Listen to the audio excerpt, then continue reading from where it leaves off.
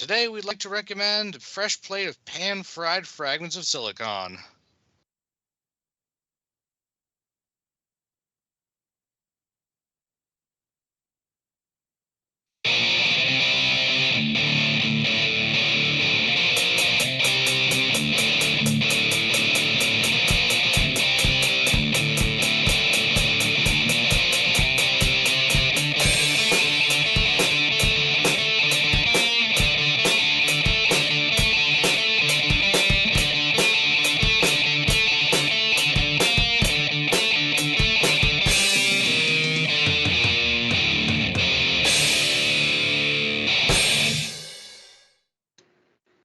All right, welcome to another installment of Fragments of Silicon, the Daylight Interviews. Joining us this week is Magnus Jansson of the Nuttery Entertainment, or is it Nuttery Entertainment? I've seen both. Yes, thank you so much. And yes, we go by the Nuttery and Nuttery Entertainment. We haven't really picked a lane yet. We're only a few years in. Duly noted. All right, so how we like to get started here is we get to know the people behind the studio, behind the games and whatnot, and we start by asking this particular question. What got you interested in video games, both on a personal and a professional level? I think they kind of go hand in hand, but I think on a personal level, that's kind of where I grew up. Just so I can age myself, my dad, way back in the day, brought home none other than a console Pong. And we had the entire neighborhood, people that we've never talked to, and they were just flocking around to our living room and like hovering about, probably like 20 people watching Pong on our TV. So from that on, like computer games has always been very much a part of my life. So I think that's, and I was lucky enough to grow up in the wondrous time of the arcades and then just followed along and it stuck with me. So I think that's kind of on a personal level. On a professional level, I think I just always wanted to kind of recreate that feeling for other people that I myself got as a kid, hopefully just to have some fun. So I think that kind of sums it up. Okay. I guess a bit more in depth is do you have a background in video game development, or is this an industry you just fell into, let's say? No, don't have a formal thing. We started in animation. I dabbled in many different fields from like computer programming for database systems at one point to making games in Director back when that was a program, to Flash, to now in later days picked up Unity. So it's always been a part of my life, and music has been another component, and then also storytelling, where the Nuttery also does animation in various forms, and my previous company, Assorted Nuts, also did animation and gaming. So it's been something that's always been a part of like, I always say there's only a few professions that you actually need to go to school for, and it's like flying a plane, becoming a psychiatrist, psychologist, and a couple other ones. Otherwise, you can probably learn everything you need to know by yourself. So trial by error. And I fucked up a lot, so I screwed up a lot. Sorry. It's fine. Like, we don't have a very strict swearing protocol. Like, the only things that we don't allow is anything, let's say, racial. No, yeah, that something like that. Like, anyway, so what was the inciting incident that, the creative spark? What led you down the path of, trying out your hand in video games? Well, like I said, I think it's always been a thing where I, back in the early days of the early computers at 286, I would do like basic games. But more specifically, what started the reality? What was your first video game project? For our first video game project was a game that never got made called Tiny Yeti. It was basically a modern version of a Tamagotchi. Unfortunately, that died along the way. It was a co-production with a company in Canada. But the reason it died is because we also picked up our first Hello Kitty game, Hello Kitty World of Friends, which was a massive it's a free to play mobile game worldwide. So we rolled that out, and that was like big budget, and that was our first real game. And that was also the final days that I was at Sort of Nuts. I exited that company because as we did Hello Kitty World of Friends, it kind of skewed younger during the development. Like it changed. So more towards a preschool crowd, and that's not really we wanted to age things up a little bit, so we ended up starting up a new company and then going for Whiskey and Zombies. But yeah, long answer to your question, it was a too big of a game to do as a first game, but we had some great help. It was also with a Canadian studio that we produced it with, and at first, and then we had a US studio that took over. So it was a big production that came and went. Like, gotta admit, given at least what it initially looks like, Hello Kitty Kawaii World, big budget and all that stuff doesn't really come to mind, but it is a big IP.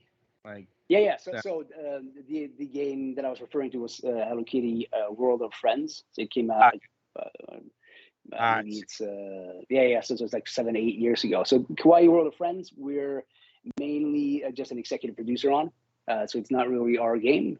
So that's a company called Goodbye Kansas in Stockholm that's producing it. And I think it's going to go into soft launch this quarter, if I'm not mistaken. And well, I suppose we should get to the, for lack of a better term, main event here, and that is Whiskey and Zombies. First of all, for the uninitiated, what is Whiskey and Zombies beyond the obvious? Well, it's I guess it's a real drinking game in one aspect. It's a top-down stealther brawler that harkens back to the good old days of arcades like Gauntlet. It's a top-down 4-person co-op. Even though now on you can do Steam Connect if you're on PC, but on consoles is where it really shines.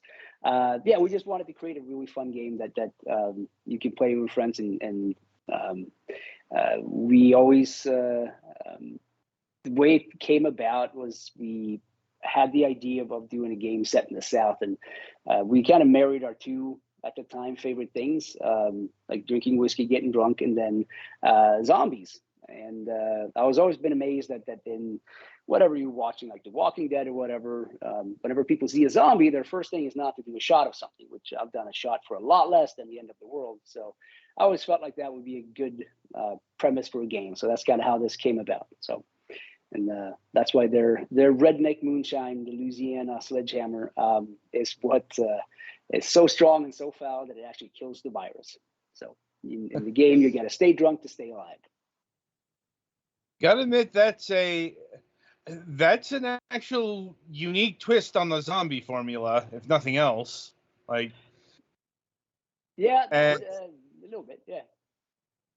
If you press Y now on your console, you can go into drunk rage, which is you get you get your hillbilly superpowers. Reminds me a bit of Redneck Rampage. Yeah, a little bit. Yeah. So I suppose my next question is, was there anything in was it because of The Walking Dead that you wanted to set this in the American South, or was it some other creative desire? No, it wasn't that. I think the South is always. I've had many projects that I've done that's been set in the South. I've always loved it. I've been there many times on road trips and stuff. We did a my previous company did a character called the Goob. We did a video blog back in 2009, and we won the Streamy the next year for it. Was basically a guy that did a road trip in the South. So we kind of had like I love the South. I think it's a wonderful place. We're not just trying to make fun of its somewhat quirky aspects, but it's a really friendly place once you get down there.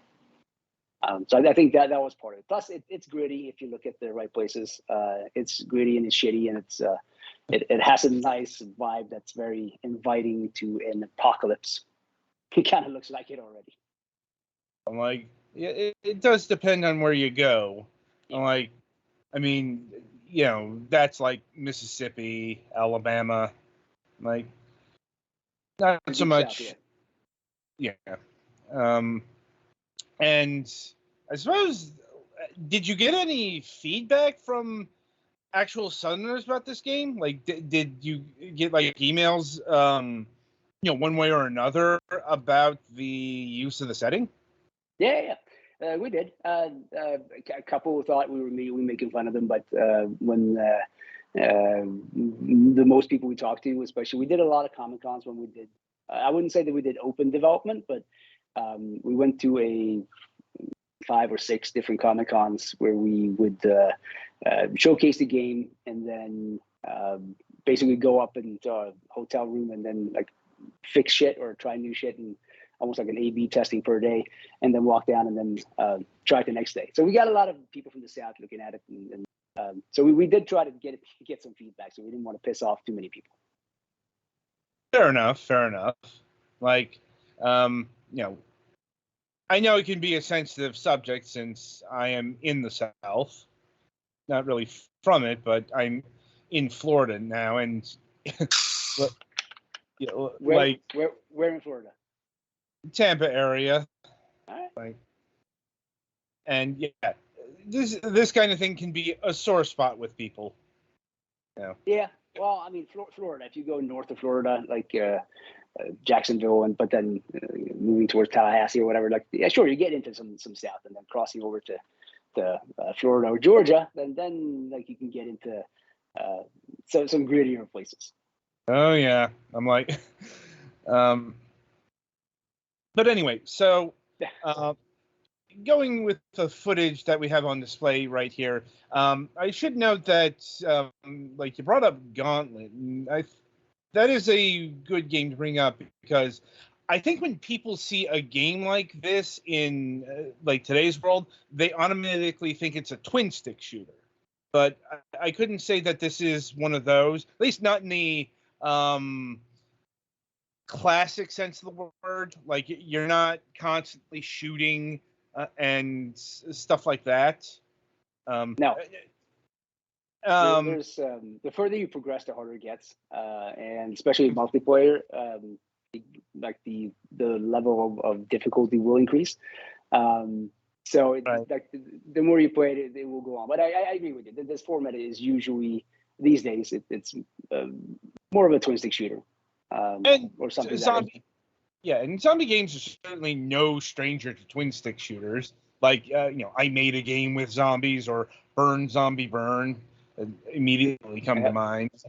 Like, I know there are others. It's like there are a lot of zombie games out there, people. Oh yeah. And in terms of projectile weapons, what do you equip in this game? In terms of projectiles, you've got a wide array of you've got shotguns, you've got rifles, you've got automatics, pistols. Then you can upgrade. There's a minigun if you can find it, and there's a grenade launcher and dynamite sticks. We tried to do it in a Molotov, but we weren't good enough coders to make it look as we wanted. Also tried a flamethrower, but we were about to launch the game and couldn't really got too buggy, so we had to abandon that. But we got some future plans for doing a sequel. We're gonna have a little bit more insane weapons. Okay, might talk about that in a bit, but beforehand, now your character, if I can call it that, or your avatar, like, is he does he have a name? Does he have wants, needs, that kind of thing, or is he just a generic hillbilly? No. So a little bit of like where we come from is a lot from a story kind of a background.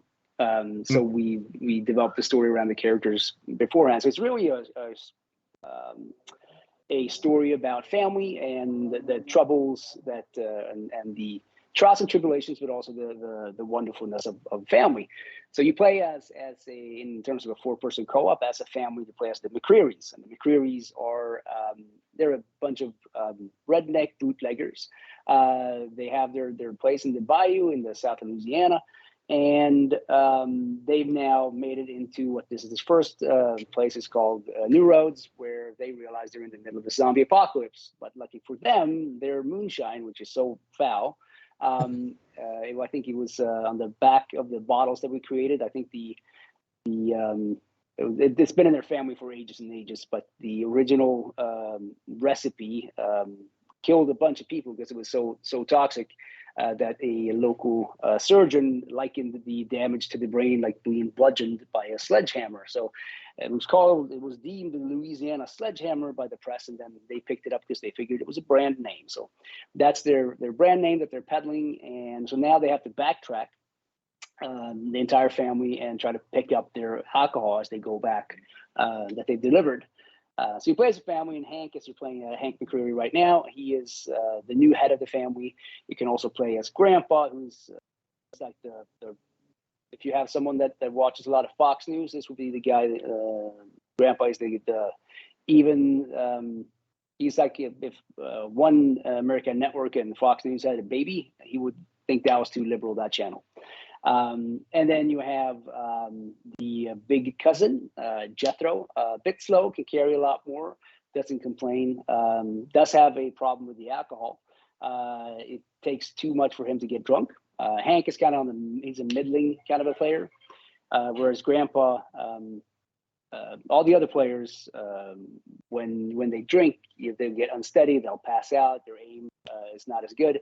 Grandpa is the inverse. Like he's been doing this so long that his blood is mostly alcohol at this point. So if he gets too sober, he's going to have some issues, PTSD flashbacks and stuff like that from his time in Nam. And then rounding off the entire thing, so he wouldn't be all male dominated, is Tammy Lou, and she is pretty much the brains of the operation. And she's also very quick in the game, very smart. She does have a higher brain capacity, so her alpha waves or whatever comes out of her brain, so she attracts more zombies. And Jethro on the flip side attracts very few. So that's kind of some of the dynamics. But so it's about a family that they didn't like each other to begin with, and now to survive the apocalypse and possibly just save humanity by like starting to make more moonshine that they're still in the bayou, they somehow have to stick together. So in the story, not in the game so much, because we actually removed the team damage. They have to stick together somehow and try to find some sort of common ground, because everything gets worse when you're drunk together. Well, the family that slays together stays together. Stays together, exactly. Yeah. Hopefully. And it sounds like there are some very key differences between the 4 characters. Yes. Speed, stamina, and endurance, both to zombie damage or the virus, and the zombie virus. So she's fast and vicious, is slow and resilient. So there's some listing there of all their attributes. Yeah. And speaking of attributes, are those upgradable? Nope. Not in this version. So you're playing as the character is. So you can upgrade your weapons and that kind of stuff. You say this version. I'm assuming that's an idea you have for the sequel? Yes. For the sequel, we're planning on doing everything better and more advanced. Okay. And so on the flip side of things, what kind of zombies are you going to be encountering? So you got the 2 general zombies, the en masse zombie, and that ranges in different levels. That's all depending on where you meet them. And then you have boss zombies that are a little bit more difficult to kill. the more you progress in the level, the more difficult the zombies and the boss zombies get. So, and the boss zombies are a lot more resilient and they're a lot faster. So, can create for some intense moments. Okay. And are you fighting just zombies, or are there other undead, other human enemies? There's just zombies in this one.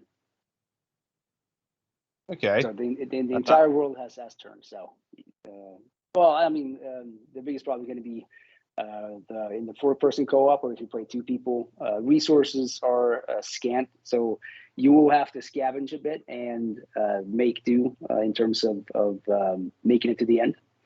So it's not always as easy as just going balls out with what you now have the M16. You might have to conserve a little bit and certain places, because usually the weapons will attract more zombies. Going by fisticuffs is a lot more stealthier. Yeah, gotta admit that's an interesting bit of scalability, since I'm used to these kind of co-op games doing it in reverse. Like, it's kind of a game that's kind of built for, say, 4 people, and if you have less, it's harder because you don't have the amount of people to like take out all the enemies. Yeah. So this one is kind a of nice. scales. Yeah, it scales. It's difficult as one player. It's more difficult the more players you get. Yeah, sounds thematically appropriate as well, since this family doesn't exactly like each other. Exactly. So we wanted to play into that story-wise a little bit, even though it's a top-down game. It doesn't allow for that much dialogue if you want to keep the action going. In one iteration, we actually did have a lot of dialogue pop up, but people thought it was a little too distracting from getting into the game aspect. But maybe there's a way in the future to incorporate more. Possibly, but I can see why people would feel that way, given the genre and tempo on display here. Like, exactly. It's not exactly a game that's screaming to me that it needs to have like 12-minute cutscenes or something like that. Yeah, no. So anyway, all we have is a little bit of a intro with each level's map, where it kind of goes through some general strategies, and a little bit of text that kind of goes through the story. You might want to drink a little bit right now, if you have any. Pick up that bottle. It's and speaking on such thematic elements, though, I suppose a question I do have is, where are they going? Like, what are they trying to do other than like, survive, obviously? But I mean, like, are they headed to some place? Are they trying to find a machine that will kill all the zombies or something? Yeah, so they're going to make it back to their home in the bayou. That's where they have their main still, where they can actually create more of the Louisiana sledgehammer. If they can do that, then there's a chance to one, get their brand of moonshine out there, but also save humanity. I think they're looking at it in that order. So they need to get back to the bayou in the south of Louisiana. But in order to do that, they need to find enough whiskey to last them. So that's where they need to backtrack their delivery route. Okay. And like, how many stages does that take place over? So this has 9 levels. And the 9th level that's the only one that's locked. We experimented a couple of times with having all the levels like a linear progression. But depending on how much you want to dig into it, some people thought it was a little too hard to manage the first level. So we added some difficulty levels, so you can actually now skip about and have fun on all levels while you progress your own skills in the game. So the last level is the one where it's more of like a level, but also almost like a survival. You need to create a bunch of crates at the same while fending off increasing hordes of zombies. And in terms of like the levels themselves, are they all urban shitholes, or do you like when you get to the swamp, are you actually in the swamp, and does that affect your move? Well, I wouldn't say urban anyway. This looks at best suburban, but yeah.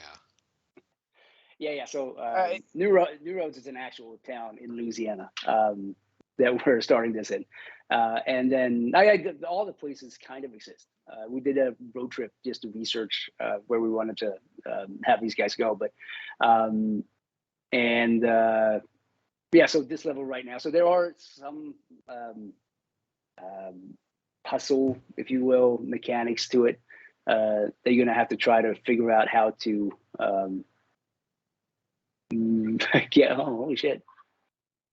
Let's see if you can make this.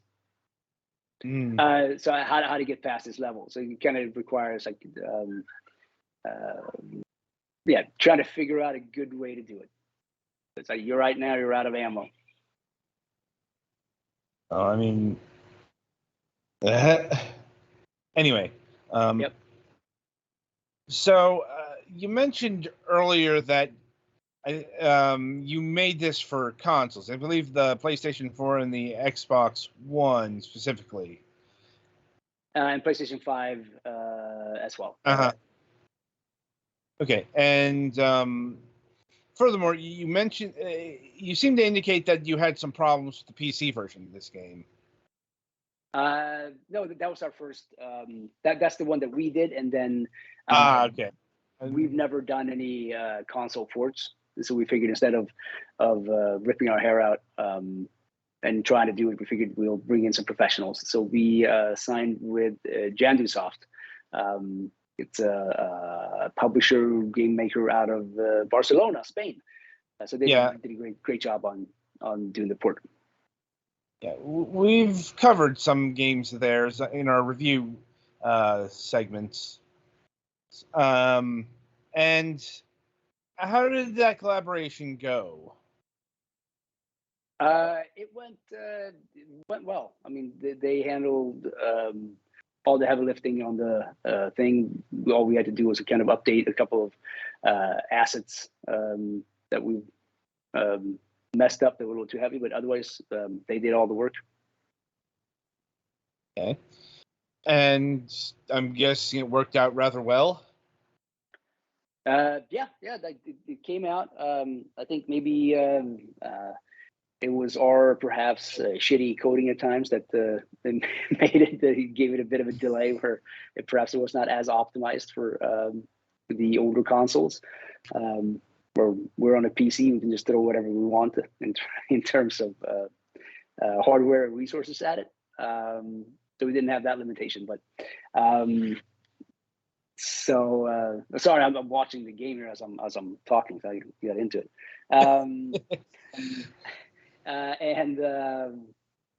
So we're this is the first game we ever did in Unity outside of the first Hello Kitty, but that's for mobile, so that had all different kinds of specifications. So we were kind of just figuring this out as we went along, and so some of the stuff in the beginning, perhaps if I went back, we probably would have had a different approach to certain things. So I think that added some time to the port where they probably cursed our names many times. And let me see here. Are you looking to bring this game to the Nintendo Switch? That was an idea. But this again brings me back to our somewhat shitty level of coding, where we threw a little bit too much PC resources on the game in the beginning. So we made a decision together with Jansson that it would take too long and too much effort actually to get it over to the Switch. Unfortunately, I would have loved to see it on the Switch, but we just couldn't get the frame rate up to an acceptable level.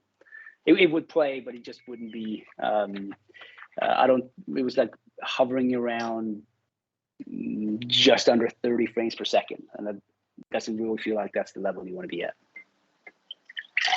Yeah, a game like this, you're probably going to need 30 minimum. Yeah. You know, I would like, have loved to see it more towards like 60. yeah, which we're getting on the others for it. Like if this were a proper twin stick, I'd definitely say 60. But it's definitely a slower game than a actual twin stick shooter. Oh yeah, much. Yeah. So if we would have been like constantly above 30, it would have been fine. But the most we could get it is just like just under 30, with drops at certain points when there's like in some of the levels there's an insane horde of zombies. Right. So it's just like, unfortunately, but that's bad pre-planning on our part. Yeah, unfortunate, but yeah, we are no strangers to unoptimized Unity games on this program. Look, I mean, it's a great engine, but it's got its quirks. It does, Like, and it takes time to like work around them, and first of all learn them, and then profile through all that stuff and find the bottlenecks and all that. So yeah. like anyway, so it seems like a good time to shift to the sequel. Not sure how much we can talk about that, but We're the sequel is it's being conceptualized. We got a couple other projects right now that we're working on. Watch that. You're going to drop down. Sorry, I'm watching the thing again. So right now we're actually in development of a TV show based on the story of the game. So we got some early animatic footage that we're working on, and we got some scripts pending. So that's been one of our focuses. But also alongside that, we want to do Whiskey and Zombies 2, which is going to be, I think we're toying with some of the ideas, but I think we're going to make a trip west on that one, or perhaps set it in a different part of the world. But yeah, so it's going to be the same concept. 4-person co-op is going to be the absolute main focus, and take what we learned from this one, take all the good aspects, and then just try to expand upon them. Make the fun parts of co-op even funner.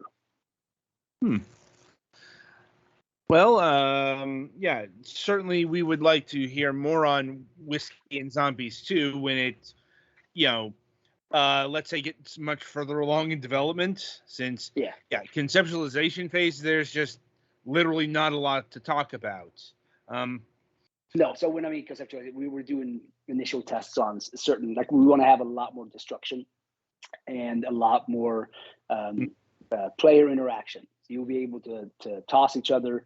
So we're right now just toying with the ragdoll physics of turning off your player's character and then like physically just throwing them through a wall or throwing them on zombies to displace a horde and that kind of stuff.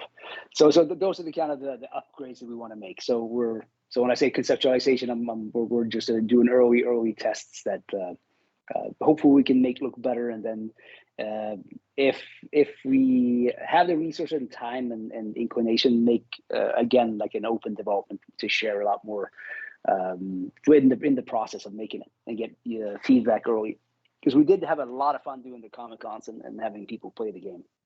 It added a lot more stress and you really have to drop the ego that gets killed really fast. Like I don't fucking like, because a lot of people that goes to Comic-Cons, they're not very sensitive, and they will like literally shit on your game hardcore. To be like, okay, there, buddy. All right, yeah, no, bring it on. So yeah, your ego takes a couple of knocks there, but it's all good, because these are the people that you want to play your game. And if there's shit that you need to change or drop or kill your darlings, like you best get at it. Well, I'm not exactly sure what to say to that. Like, except like hopefully it works out smoother next time around. I suppose in regard. I suppose in regards to your television show efforts, I will mention that we have this other program that we do called Moonrock Studios Presents. That's all about entertainment.